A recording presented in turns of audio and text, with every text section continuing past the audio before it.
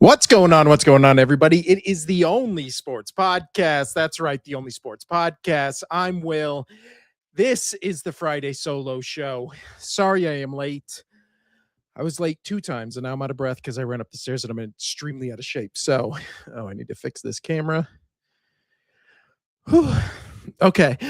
We are here today to talk about the newest power rankings, to talk about the newest Super Bowl bubble.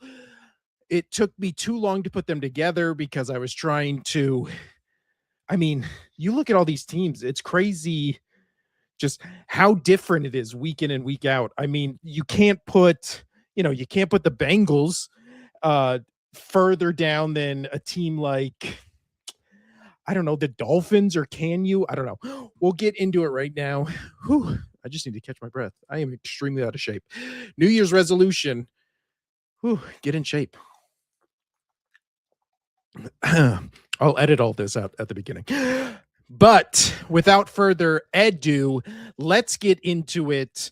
I have the visuals just like I did last week. So let's talk, because honestly, I was going to talk about the games yesterday on Christmas, but there's really no point. Like, what was the point of any of those games? I guess the Chiefs Broncos game was interesting. It was okay.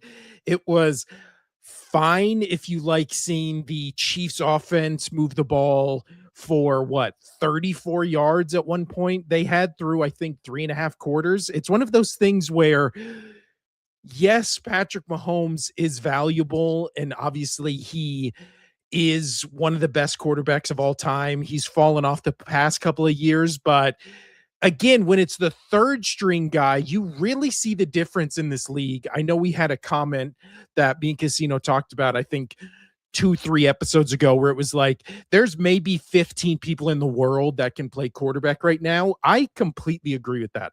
Like, you just see the drop off from, an elite level quarterback to a backup, and you're just like, oh, this is rough.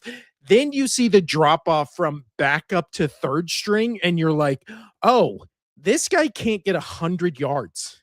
He can't get, what is it? He can't get more than 50 yards in 3 quarters. Again, Broncos defense is great, yes, but you have arguably the best offensive minded coach in the history of the league. You have the best, he's one of the best offensive scheme makers in the history of the league. And again, you can't get over 50 yards in 3 quarters. That's insane. We already have some comments going on right now. So Michael Verdun says hi. Yeah. And then John Paul says, do you like football? I do, but yesterday I thought the football was hard to watch. That Lions Vikings game was fun. The Chiefs Broncos game I thought was rough, but I will say I watched mostly the NBA yesterday. There were some good NBA games yesterday. As we get into the playoffs, we're going to talk less about football, more about hockey and basketball. So if you like those two, stick around. But today we're talking all football. So without further ado, let's get into it. Let's start with as we always do, the bottom 6 teams, the 32nd through the 27th rankings right here. We'll go in order. So we have, and this category is called When It Rains, It Pours.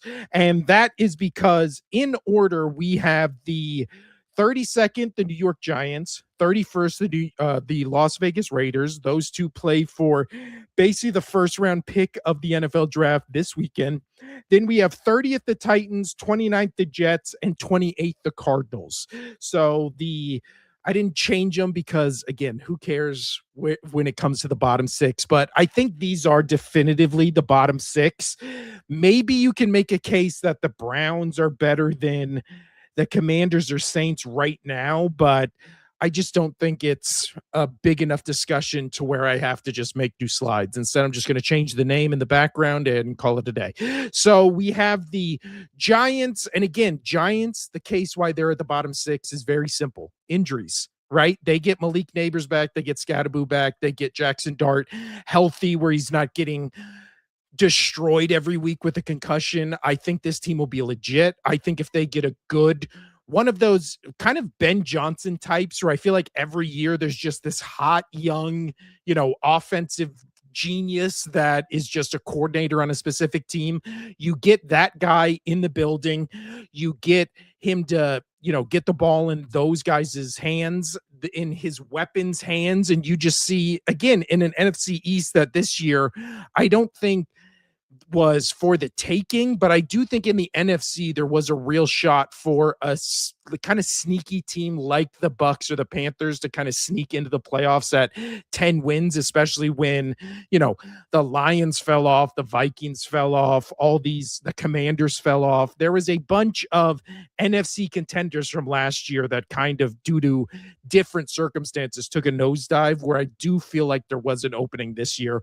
And again, will be an opening next year for a team to kind of sneak in there. Maybe the Giants might be one. I like their defense.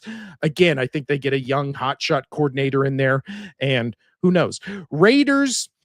Again, I put the Raiders only slightly above the Giants right now, because at least the Giants have you know, they can fall back on, well, our best players are injured.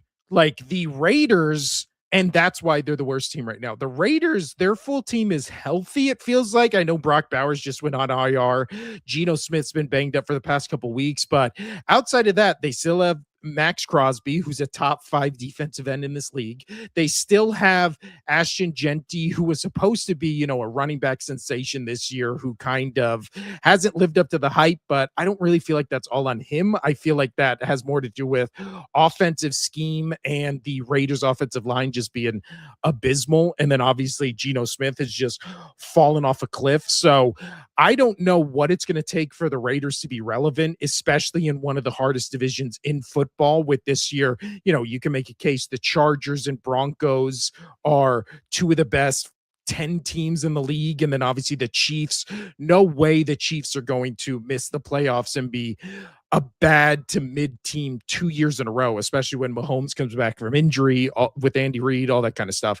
So with the Raiders, it really comes down to who's your quarterback, what do you do with this offensive line, and then that defense, who do you build around Max Crosby? So yeah, they have a lot of holes, but again, that's why they're, I think, the 31st. I do think they should probably lose this game this weekend and get the number 1 overall pick, because again, at least with the Giants, they have the young pieces. Raiders, I mean, Max Crosby is in trade talks every single year, even though I don't think he's getting traded.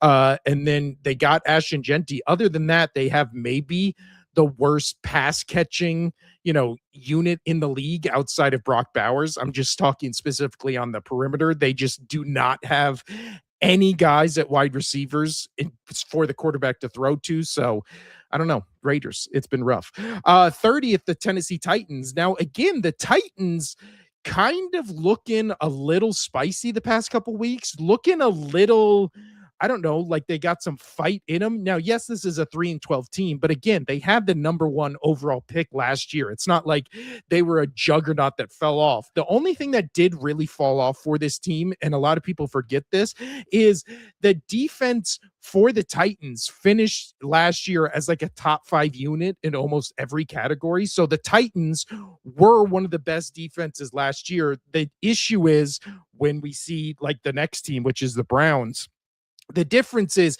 defense wins championships is a true statement. But what is also a true statement is you need to play complementary football. So when you have elite defenses in this league, but you can't score a lot of points, you're losing every tight game.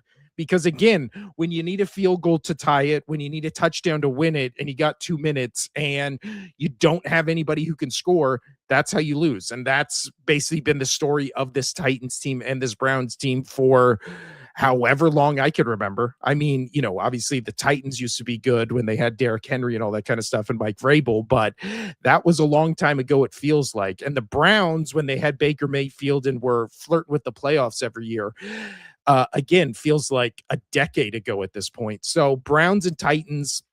Browns might have found their quarterback in Shador. I don't know. It would help if he had a coach that believed in him, but I've harped on that too much. The Titans, again, I like Cam Ward. I do think you put pieces around him and he can't succeed in this league. But again, much like the Raiders, the Titans just don't have any guys. Like, who is the Titans' number 1 pass catcher right now? if you could pull that off the top of your head and you're not a fan of the Tennessee Titans, I'll give you, a pat on the back, a round of applause, because I can't think of anybody without Googling it right now besides Tony Pollard, and he's the running back. So the Browns, on the other hand, again, I feel like Stefanski's kind of run his course there. I feel like Shador has shown enough this year where you go, well, if we can't get one of the best quarterbacks in the draft this year due to, being what they're going to be like the fifth or sixth pick in this league right now. They would be one, two, three, four. Yeah, they'd be the fifth or sixth. So if the quarterbacks you want are off the board, why not stick with Shador and just try to build around him at least for one more year? What? You're the Browns. I feel like next year, if you're a 3-win team this year, maybe finish the year as a 4-5-win team. I doubt it. But if you're going into next year being like, our goal as a Browns fan and and the Browns organization is to double our win total. You don't think Shador with pieces around him can get you 5-6 wins in this league? Like, I don't know. Why not? Like, let's try it out. Again, it's not like there's a quarterback that's going to be there at 5 or 6 that you're going to be like, oh man, this guy's going to turn our franchise around to where we're going to be a Super Bowl contender. Like, that's not what the goal is. The goal is just to improve. And I think Shador gives them a chance to. Next up, we had, who have I not talked about? Oh yeah, it was the Jets and then the Cardinals.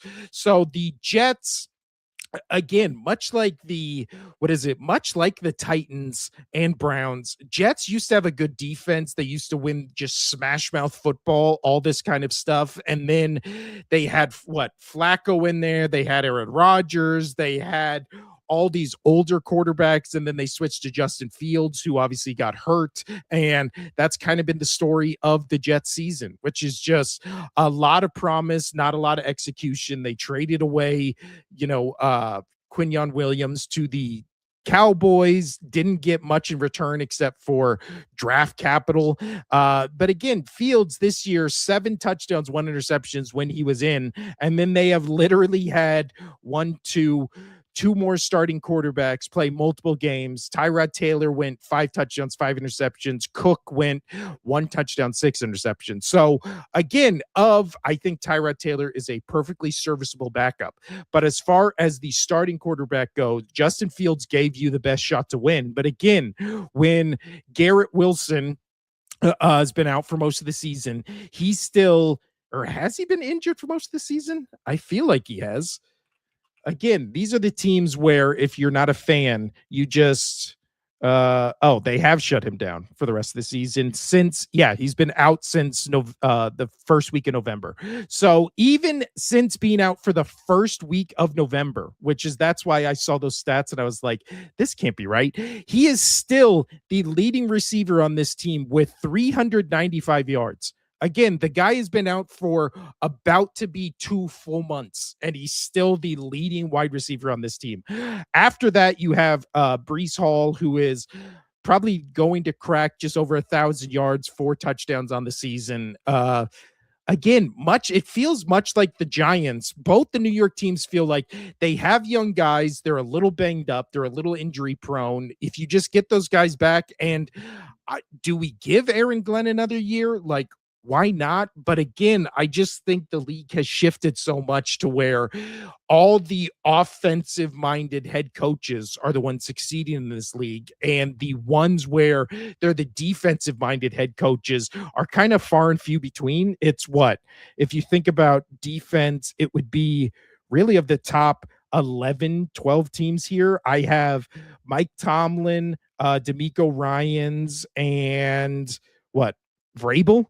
Like, those would be the defensive minded head coaches. Everybody else in that top kind of 12 to 1 teams would be offensive guys.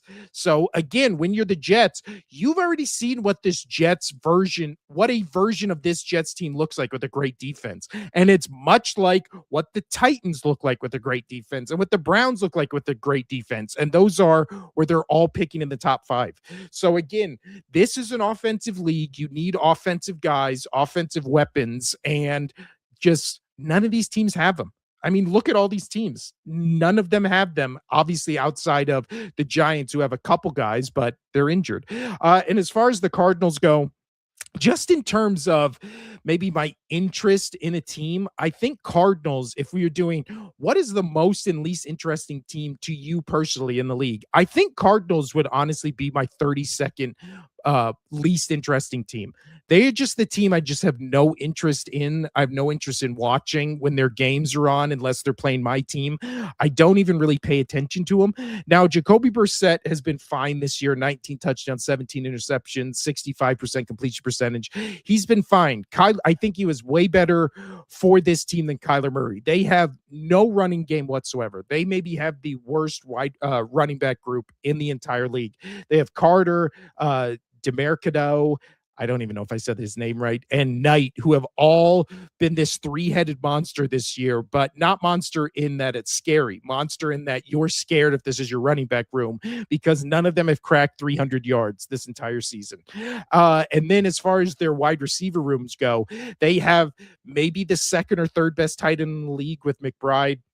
They have Marvin Harrison Jr., who's also been banged up this season. And then since he's been banged up, the guy, I don't remember his first name, but I just know his last name is Wilson. He stepped up and looked like a pretty damn good wide receiver. And I'm excited to see what this Cardinals team could be in the future if they maybe again fire Gannon. I just don't as an Eagles fan, I've never been a Gannon guy. When he went to the Cardinals, I was never a Gannon guy. People in the comments on our TikTok videos about the Cardinals were always saying Gannon was a good coach. Again, I've never seen it once. I've never seen him do something that I said, oh, that's what a good coach would do. Like, I just don't think Gannon is a good coach. I don't think he's ever been a good coach. I don't think there's an example of him being a good coach. So to me, it's just he's not the right guy. And especially if you're the Cardinals, again, you're in that NFC West where outside of what, maybe two more divisions, maybe even one more division might be the hardest, if not the hardest division in all of football, because you have the Seahawks, the 49ers, and the Rams in there. You could put them toe to toe again, kind of with the AFC West next year, where what is it? The Chiefs, obviously, I think will turn it around and not be nearly as bad as they were this year. So both the NFC and AFC West look like the two hardest divisions in football. So if you're the Cardinals, yes, you have pieces. Again, I like Wilson when Marvin Harrison comes back, and then Trey McBride. That's a legit pass catching, group. That is a three-headed monster that I feel like can put up some points if they have a competent quarterback, which maybe you do stick with Jacoby Brissett. You try to get a running back, and then you kind of just have, an offensive team. You got some guys on defense. Sweat is one of the guys I wish the Eagles would have kept. I've always liked him. And then I don't know, you got Buda Baker. You kind of just go from there. So again, Cardinals right now, to me, least interesting team in the league. But I think if you got in the right coach, maybe got a couple draft pieces, got a couple nice pieces, they could be interesting to go forward. Let's move on to now. We are going 26 to 21, and there are some crazy names on this part when I was putting this list together. So this one is called How the Mighty Have Fallen. And I was looking for, obviously I use Canva. So I was looking for, the stock footage of like falling and stuff like that. And I couldn't find it. And then I typed in waterfall and I thought that looked cool. So that's why I did waterfall, because these teams are mighty and they have fallen much like a waterfall. So right now we have the Commanders at 26, Saints at 25, Dolphins at 24, Falcons at 23, and then the two shocking ones on this list are the Ravens at 22 and the Lions at 21. Again, I didn't think the Lions would be this low. The Ravens, again, I was going to put the Ravens low. I knew that going in, but the Lions were much higher on this list before the game yesterday. And then you watch that game yesterday and you're just like, this team is basically getting shut out for most of this game by 9 and the Minnesota Vikings.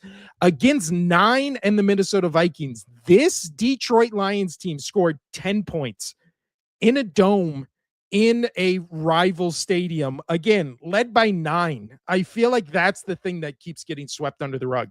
Jared Goff at one point during the season was a MVP caliber quarterback. And I feel like even stat wise, you could still make the case that he's one of the best 5 quarterbacks in the league in terms of the stat watchers that are like, actually, Dak Prescott's one of the best quarterbacks in the league because he's thrown for the most yards. And you're just like, oh, okay, I didn't know that's how we were, grading quarterback greatness. I guess wins don't matter anymore. And that's kind of where it is with Jared Goff this year. 18 for 29, 197 yards, 62% completion percentage. He got sacked 5 times in this game. He threw 1 touchdown and had 2 interceptions. But again, kind of like what the Bills are this year, where it's either Josh Allen has to be Superman or James Cook has to go off. With the Lions, they either need Goff to be an 80% completion percentage, 3 touchdown, no turnover quarterback who's just on the money all game, or they need Jahmyr Gibbs to just have 3 touchdowns over 100 yards. If neither of those things happen, where Jared Goff isn't almost a perfect quarterback and Jahmyr Gibbs doesn't, get at least 100 yards, this Lions team is what we saw yesterday. They are just can't move the ball. They look inept on offense. And then it's just one of those things where you're getting blown out against the Minnesota Vikings. And again, a blowout. They lost by 2 touchdowns. Like, again, it wasn't even 9. It was to Brosmer, who threw for 51 yards. So the Lions lost to a team by 2 touchdowns where their quarterback threw for 51 yards. I feel like honestly, I feel like they should be lower on this list, but 21st out of 32 is low enough for, again, these teams that the mighty have fallen. The only one that doesn't belong in here, again, just the names of these categories that I assigned to them. The outlier here is, I feel like, the Saints and the Falcons. Those 2 weren't mighty, but the other 4, I mean, Ravens were Casino and I's pick to go to the Super Bowl this year to represent the AFC. They're not even going to get in the playoffs. The Dolphins, again, 2 years ago, were dropping 70 plus points on the Broncos and going into Kansas City in the playoffs where everybody thought they had a legitimate chance to upset them. And then the Commanders, again, were in the NFC Championship last year. So with the Commanders, you can kind of assign the, they were banged up, Jaden Daniels is injured, all that kind of stuff. But outside of that, like Saints and Falcons, Saints have actually looked pretty good past couple weeks. Shuck it looks like he's can be legit in that Kellen Moore offense. Falcons, I've made this case for now 2 weeks. I think they should do everything in their power to try to get Joe Burrow. I just think for the Falcons, it makes the most sense. But also, if we're talking about AFC North quarterbacks, apparently there's rumors and speculation, is floating around out there that Lamar Jackson is not happy with the Falcons organization. The Falcons organization is not happy with Lamar Jackson. So I don't know. I mean, a Virginia Tech quarterback that is a running dynamic thrower and runner of the football. Does that sound like a quarterback that used to be at the Falcons? I mean, if we're just going, when were the Falcons elite and fun to watch? It was 2004. I just remember that because of Madden, Michael Vick, and then obviously they had those years with Matt Ryan. But if the Falcons, they do feel like they're just one quarterback away. They do feel like if you just could trade for Lamar Jackson, if you could trade for Joe Burrow. Now, again, I'm not saying those will happen because, again, there's going to be so much dead cap money in – oh, that's better. There's going to be so much dead cap in what is it that the Bengals or the Ravens would take on that I don't think that those trades will happen. But again, Falcons, they have too much offensive talent. Their defense is a legit top 10 or can be a legit top 10 defense in this league. You just need one quarterback. I don't think Penix is the guy. Kirk Cousins looks washed. So again, don't do that thing where you're just like, oh, the new old quarterback on the market who's got 1 or 2 good years left in him. If Rodgers leaves the Steelers, let's sign him. If, Flacco's out there, let's sign him. Phillip Rivers. Like, it's like, no, just try to do maybe Tua. Maybe Tua goes to the Falcons and he's the missing piece, but I don't know how the mighty have fallen. There you are. Next up, let's go to the next group on this list, which is the I just like this graphic so much. I just reused it, but just switched the teams. And this was the "This is fine" graphic, which the "This is fine," oops, "This is fine," we have in order, Colts at 20, Vikings at 19, Chiefs at 18, Bengals at 17, Bucks at 16, and Cowboys at 15. So obviously, this is fine for the Colts was you had to sign a quarterback who hadn't played in 5 years because you were you were heading to be the most dynamic offense in NFL history with Daniel Jones as your quarterback. So again, not many options when that quarterback goes down who just seems to perfectly fit that Shane Steichen system. Again, we saw that with Hurts. That's the offense that took that Eagles team to the Super Bowl. There's always been comparisons between Daniel Jones and Jalen Hurts. They play oddly similar styles of football. So Daniel Jones working in that offense honestly wasn't surprising at all because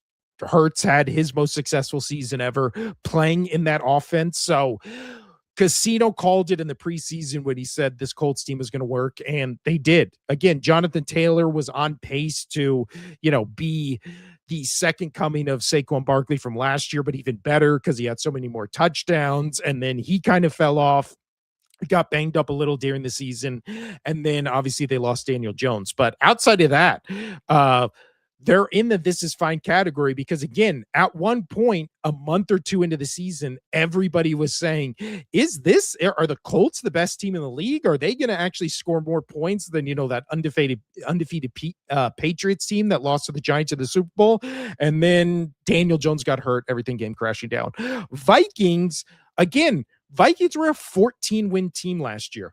So you look at this Vikings team and you just go, oh, this is fine because we have I was going to say McCarthy. We have Kevin O'Connell, who's our head coach. He's one of the best head coaches in the league. He's a quarterback guru. We can just plug and play any guy we want into this mix, and he's just going to be elevated to this, Stafford to this, oh my God. Oh, Sam, how am I blanking on his name? Sam Darnold, thank you. How he's just being elevated to what we elevated Sam Darnold to, who was nothing before he came here. And then everybody, including ourselves on this podcast, me and Casino, were saying, I don't know, maybe you hold on to Sam Darnold for one more year. It's not going to break the bank. You see if 9, aka JJ McCarthy, is an actual legitimate quarterback who can play in this league. And guess what? It's almost the end of this season. Sam Darnold is having the same year he did almost identically last year with a completely different team, completely different head coach, completely different scheme. And JJ McCarthy, when he's not injured and missing games, is playing okay football one week, great football one quarter, awful football another. It's just, he's again a mystery. He's a rookie quarterback. So if you had Sam Darnold this year, and then you had, I don't know, maybe you have Sam Darnold, you sign him to a 2-year deal, you keep McCarthy behind him, and then in those 2 years, then you can reassess what you have versus, what you have sitting on the bench versus what you have on the field, and then you make that call. To make that call for the great unknown in JJ McCarthy, when you had this known talent in-house with Sam Darnold, again, is why this year the Vikings aren't even sniffing the playoffs, and Sam Darnold is potentially on the best team in the league and leading potentially the best team in the league in the Seattle Seahawks. Next up, the Chiefs. And again, the Chiefs is interesting, and it's weird because a lot in the rose-colored glasses of what this season's going to be is just going to be like, oh, well, Patrick Mahomes got hurt. But it's like, no, but Patrick Mahomes was already basically about to be eliminated in the playoffs before that Chargers game ended because, again, they were driving. Now, I don't think he, throws a pick like Gardner Minshew did to lose that game. But even if they were going to OT, they let the Chargers score before half. That looked like a game that Chiefs team loses when every year prior in the Mahomes, Andy Reid era, they win that game. So with the Chiefs, you look at this year and it's like, well, they still have a top 5 defense. they got all their pass catchers back. All their pass catchers were healthy, starting in the lineup from Rice to Worthy to Juju Smith-Schuster. Travis Kelce was healthy. He was having a pretty comparable year to pretty much every other year he's played. So you look at that and you're like, Mahomes was doing pretty good. They had all their pass catchers healthy. They had a top 5 defense, and they were still a team that was on the verge, on the bubble of missing the playoffs before Patrick Mahomes got hurt. And by all accounts, they were going to miss the playoffs with Patrick Mahomes healthy and in the lineup. So again, with all of those things working in the Chiefs' favor, before the start of the season, you were hearing football analysts on TV just being like, this is going to be the most dangerous version of this Chiefs team we've ever seen. This is going to be the best version of this Chiefs team we have ever seen. And then the Chiefs are currently sitting at 6-10. Again, if Mahomes was healthy, they probably win that game yesterday against the Broncos. So they finished the season as an 8-win team in a division with a 13-win team and an 11-win team. So everybody, again, I just keep seeing this thing where it's like, and I've even kind of alluded to it myself on this show, where it's just like, oh yeah, when the Chiefs come back when Patrick Mahomes comes back next year, the Chiefs are just going to be right back to what they were. And then it's kind of one of those things where you go, yeah, but if you step back, like, they had everything they needed this year and will get back next year. And they're a 6-win team right now. So what are they going to potentially add in the offseason when their star quarterback's going to come back from an injury and their star tight end might retire, and then their playmakers are getting older, their defense is getting older, and now they're just supposed to just go right back to Super Bowl caliber team, even though they had all those pieces this year and again are a 6-win team? Who knows? The Bengals, I moved up the Bengals because since they've been out of it, they've actually been looking pretty damn good. I mean, I know they're 5-10. Burrow obviously missed most of that. Me and Casino were on this podcast wondering why Burrow was even out there to begin with. But now, what is it? Joe Burrow's out here and he looks like vintage Joe Burrow. He's slinging it all over the field. Jamar Chase is getting his targets and yards. Burrow, when he has time to throw, is just annihilating a Dolphins team that going into that game was, a fringe on the bubble, could potentially get the last playoff spot if, a couple things fell into place. And then Bengals just walk in there and wipe the floor with them, mostly on Joe Burrow. So again, the offensive line needs to be addressed in the offseason like it's needed to be addressed every year since that team went to the Super Bowl. The defense needs to be addressed in the offseason like it's needed to be since, the year after they went to the Super Bowl. And then the Bengals team, again, as long as you have Joe Burrow, you're going to be in that in the talk of, could this team be a real contender? Because again, I think people, if you're not a fan of any of the rivals in the AFC North, I think people like Joe Burrow. I think he's easy to root for. That team, when it has, Jamar Chase and T. Higgins and now Chase Brown and then Joe Burrow slinging, that's a fun team to watch. They are kind of the rich man's version of what I think people think this Cowboys team is, which we'll get to them in a second. But next up, the Bucks. And again, the Bucks, this is fine, is mostly because a month ago, maybe a month and a half ago, they had all but wrapped up that NFC South title and they were running away with that division. And then all of a sudden they just started falling on their face. They just started stumbling every week, and then they lose to the Panthers. They haven't really looked good in 2 months, and now they're a game behind the Panthers with 2 weeks to go. Now, again, it all comes down to who wins that game in the last of the, or whoever wins that game the last week of the season. But there's a real possibility that the Dolphins just beat them this week. The Panthers, again, It's people are saying it's crazy that the Panthers could upset the Seahawks. You would have said the same thing, and you were saying the same thing before the Panthers upset the Rams.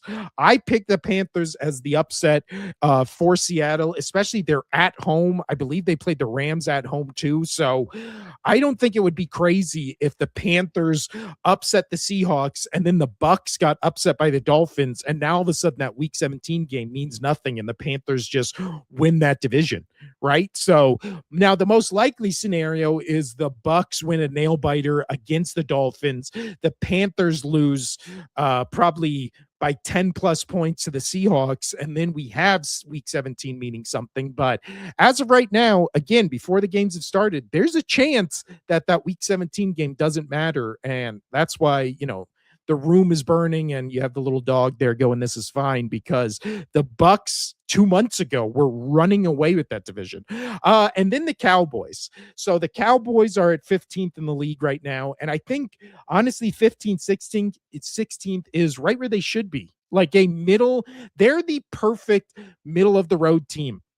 Their offense is just good enough to score points and light up a stat sheet, but not win games against good teams. And then their defense is just bad enough to where it makes every game interesting, and they can just hang on enough to beat the bad teams. I mean, even yesterday against a third string quarterback in Joe Johnson for the Washington Commanders, he put up 15 for 23, 198 yards, 65% completion percentage. Again, the third string guy for the Chiefs couldn't pass for over 50 yards. We just saw the Lions play the Vikings third string quarterback. He couldn't pass for 50 yards.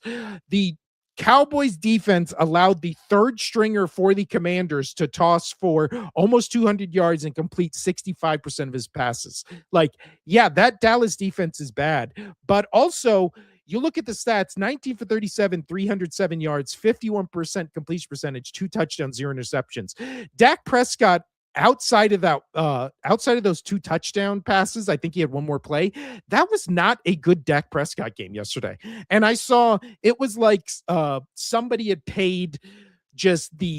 got paid by the Dallas PR firm yesterday to just go on Twitter and be like, man, I really wish this Dallas team was in the playoffs. They're so fun to watch. Like, this offense is electric and all that and it was just like, you're using this game as the litmus test to be like, this team is, oh my god, like they're the fireworks they put out, or they throw into the air, we should celebrate it. And it was just like, Dak Prescott was bad in this game. He was completed 50% of his passes, and outside of that one bomb, wasn't really moving the ball effectively at all against a Commanders team that gave up 2 months ago. So again, we have to do the thing where Cowboys have the worst defense in the league. Oh, except there's 2 teams that have worse ones, and that's the Bengals and the Commanders. So the Commanders have the worst team in the league. This Dallas offense struggled against them. Again, when the Eagles didn't blow them out by 40 points last week, it was like, oh man, the Eagles should be embarrassed. It's like, I thought the Cowboys had the best offense in the world that was electric and everybody wants to see in the playoffs. Well, why can't they move the ball, and make it more than a 7-point game against the Commanders with the second worst defense in the league? It's just, again, this is my Eagles biases showing. So Cowboys, again, we'll hear what we always hear, which is Cowboys are going to be great next year. Casino's already said it on this show. They're going to every year they're going to be great the next year. It's just when the year finally happens, you just keep saying the same thing. Next up, let's move into the top 14 teams as we rumble along this right here. This is the dark horses. So in order, I have the Panthers at 14, Packers at 13, Steelers at 12, Texans 11, and then Chargers at 10. Oh, and then the last one would be the 49ers at 9. So we have the next 6 teams right here in that order: Panthers, Packers, Steelers, Texans, and then I have Chargers and 49ers basically tied. So what I mean by the dark horses is these are the teams that when they get into the playoffs, again, there is a real chance that these teams could surprise some people. There's a real chance that I think the three on the left, in terms of Panthers, Packers, and Steelers, there's a real chance they're going to be underdogs in their first playoff game. Actually, it's most likely they're going to be underdogs in their first playoff game. But if they upset any of the teams they're going to play in the first round, I don't think it would be that big of a shock, because again, that's why they're the dark horses. They have a shot to win. Will they win? No, but if they did, I don't feel like you'd be shocked. And then the other three teams on the right-hand side, Rich, the Chargers, the 49ers, and the Texans, I feel like if those teams got hot and made it to the Super Bowl, you could kind of see it coming. Again, the 49ers, the crazy thing with the 49ers is, I said this on Wednesday, but it bears repeating. The 49ers play their last two regular season games at home. They win both of those. They get home field advantage through the playoffs in the NFC. So then they would play obviously they'd have the first round bye. So they'd play the divisional round at home. They'd play the NFC championship game at home. And then the Super Bowl is in San Francisco. So they would play the Super Bowl in their home stadium. So no team right now needs to win these last two games more than the San Francisco 49ers. I don't think there has ever been, outside of that 1 year where it was potentially the Vikings playing their first Super Bowl ever at home. But then these Eagles, they went to Philadelphia and got blown out. That was the year where the last year, or maybe the only year I can ever remember, where a contending team had a chance to play a Super Bowl at their home stadium. This would be one of the craziest things I feel like you'd ever seen, if the 49ers got to play a Super Bowl at home after having the last 5 home games of the season be, 2 playoff games at home, the Super Bowl at home, and then winning their final 2 home games. So 49ers, I really do feel like the last 2 weeks have the most to lose, if they even lose one of those 2 games, because there's a lot on the line here for them. Now, Texans we saw get a little exposed. That offense, who everybody was like, oh, they figured it out. Turns out it hadn't been figured out, because CJ Stroud, again, I will make the case, is he a better quarterback right now for this team specifically than Davis Mills? I do not think so. I think I've seen this offense and team function a lot better with Davis Mills instead of CJ Stroud. But again, that's just me, a David Mills truther. The two we can kind of put together as pretty much the same issues are the Packers and Chargers, which is just got 2 more weeks of the regular season. Packers, again, are basically going to be the last wild card team, especially with the Lions falling on their face and basically being eliminated after yesterday's game. I think they are actually mathematically eliminated after that game. I'll look at it right now. But as far as them and the Chargers go, it really just comes down to, these 2 teams are really good. I really like their head coaches, but can they just stay healthy enough to make it?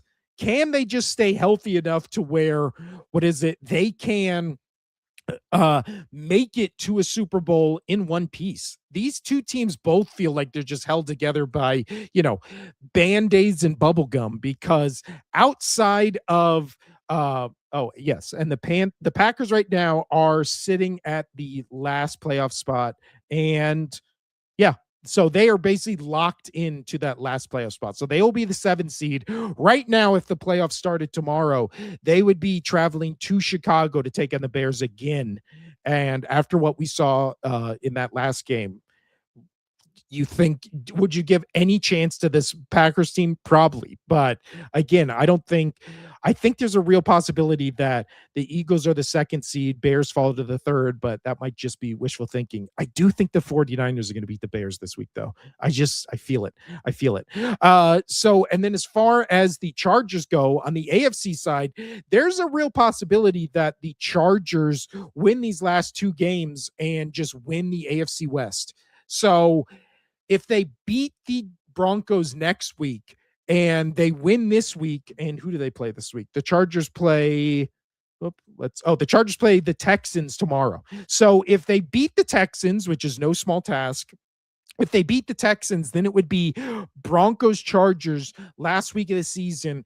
Winner gets the AFC West and potentially the number one seed in the AFC. Now, again, I think what would help this Chargers team is having home field advantage just where they don't have to travel. But that fan base, I don't think gives them any advantage against any other team. Because again, if their first playoff game is, let's say it's against the Steelers or who would be the other teams in the AFC? It would be let's just even just go the Steelers. If it would be the Steelers, you think there's going to be more Chargers fans or more Steelers fans in SoFi Stadium? I think it's going to be Steelers fans are going to outnumber Chargers fans like 9-1. There's going to be no home field advantage, which is also why I want in the NFC, which is why I want the Rams to get the number one seed. I don't think there is any advantage to these Los Angeles teams getting home field advantage compared to in the AFC. If it was the Broncos or New England, I don't think any other AFC teams want to travel to those stadiums when those teams have home field advantage. If it's in the NFC, if I am an Eagles fan, I don't want to travel to Chicago to play the number one Bears, to play the number one seed in the Bears. I don't want to travel to Seattle to play the Seahawks in Seattle. Those two stadiums are going to be going absolutely crazy. I don't want to travel to 49ers either. So of the options right now, I either want the Eagles, which I think they've mathematically been eliminated from getting the number one seed. So really, I'm just rooting for the Rams to get that number one seed because I would love to go to LA compared to Seattle or Chicago to play a playoff game. So I don't know. But those were the dark horses. And now we are getting into the top 8, the final 8. And let me pull this up right here. The final 8. Next up, we have all of them, but we have 8-4. That's not that one. That's that one. So we have should be a contender. And this goes the Eagles at 8, the Jaguars at 7, the Bears at 6, and the Broncos at 5, and the Bills at 4. So I have my Philadelphia Eagles at number 8. I didn't think I could put them. I think they are a better team than the Bears, but I can't put the Bears. What is it? I can't put the Eagles over the Bears because guess what? Eagles and Bears played each other this year and Bears ran all over the Eagles. The one thing that has been pretty consistent this entire season has been that the Eagles defense is really good. Since the bye, they're a top 5 defense in almost every category. So everybody's saying, oh, the offense is the issue and all that kind of stuff. The offense was an issue in that Bears game and was not doing as well as they've done in other games. But the Bears, again, this person says, Pyro People says the Bears destroyed the Eagles. Yeah, I think right now the Eagles are a better team than the Bears, but there's no logical way I can put the Eagles above the Bears. I do not trust Caleb Williams. The thing I think we always just kind of sweep under the rug and never talk about it. We never talk about quarterbacks going into their first playoff game enough because there is a clear distinction in NFL history from the quarterbacks that are really good in the playoffs and the quarterbacks that are really good during the regular season. So again, we just talked about the Chargers. Like Herbert last year had thrown 2 interceptions the entire season. His first playoff game, he threw 4 interceptions. Again, Peyton Manning, we look back very fondly. Outside of that 1 year with the Colts, he never did anything in the playoffs. The other Super Bowl he won, he was basically carried by an all-time great defense. So when it comes to the Bears, I do think the one thing you have to look out for is how will Caleb Williams look in his first playoff game? Because again, he is a guy that we've seen kind of go. If he starts a game bad, he kind of spirals. Again, look at that Packers game where for the first 58 minutes of it, he did absolutely nothing and then kind of turned it on at the end. That is a people were freaking out about the end of that game because of how much of an outlier it was. I just don't know if in the playoffs I would trust Caleb Williams to be down 7 and then have to go 80 yards to win the game. Again, he's a 50% completion percentage guy. Ben Johnson is a great, I feel like he's a great play concept guy. Sometimes gets a little too cute and is also one of those guys where great when it comes to running the ball, but as we saw in that Lions game last year where he was trying to have the wide receiver like complete the biggest play of the entire game, gets a little too cute sometimes. And if you have Caleb Williams, you need to go 80 yards, clock's ticking, you can't really run the ball. Like, will he be able to deliver? I don't have the answer to that question. I'm just saying, again, this another guy says, or the same guy says, from beginning to end of the game. Yeah, I'm not saying that the Bears right now, I'm saying right now the Bears I have ahead of the Eagles. I'm saying in a playoff game, I would trust the Eagles more than the Bears because I've seen it before. But if the Bears beat the Eagles again, I wouldn't be shocked because they beat them during the regular season. Now, as far as honestly, I almost wanted to put the Jags at 3. I almost wanted to put them as the second best team in the AFC because they're the only team in the league that has now scored in 12 games this season, 25 points or more. And you look at all the stats, it's Trevor Lawrence the last month of the season has been potentially the best quarterback in the league by almost every metric. And again, because this is Jacksonville, we just never talk about him. That Jacksonville defense is insane. It's one of the most underrated defenses in the league. They have a top 5 rushing offense in the league. And then Trevor Lawrence is playing like the Trevor Lawrence we thought we would get for the past 3 years, right? 2 years ago, Casino and I said going into, I think it was the 2023 season, we were like, oh, Trevor Lawrence is going to be the MVP. Did you see how he played in 2022?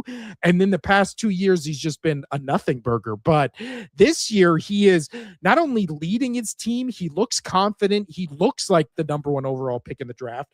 And again, he's been a guy that's been around for a while. He's been in some playoff games.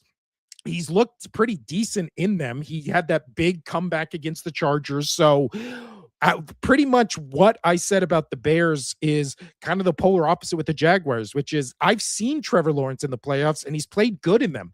I've seen good defenses, especially in the AFC. If it was Jaguars, let's say Texans in the first round, you're not going to be scared of that Texans offense. You're going to be scared of the Texans defense, but the chasm between the Jaguars offense and Texans offense is massive. The Jaguars between the Texans defense right now and the Jags defense is a couple of yards, a couple of touchdowns here and there. So Jaguars might be, to me, the most underrated team in the league. Almost put them top 3 on this list.